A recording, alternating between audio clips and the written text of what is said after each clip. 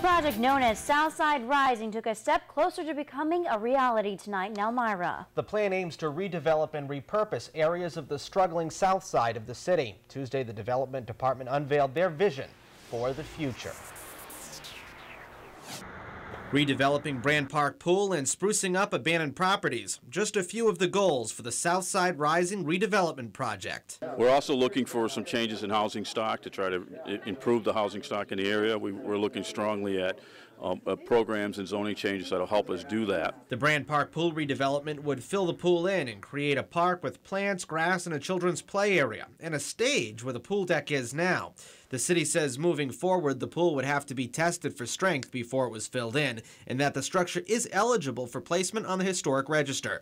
The plan also calls for renovations to properties depressed after industries left Elmira. Possible retail use, possible housing use, but ways that we can use those old areas that really led to this whole project. Many aspects of the project call for sprucing up areas like South Main Street to make them more appealing and inviting to new businesses and residents.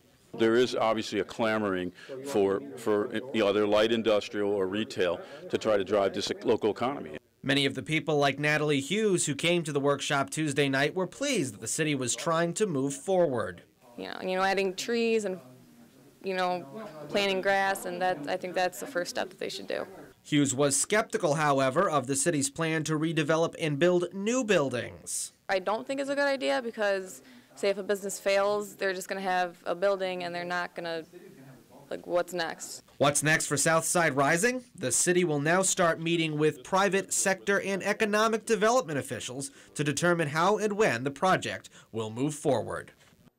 A similar redevelopment project was proposed for the South Side several years ago. It did not make it past the planning stage. This time around, officials believe there is enough universal support to move the project to the next step.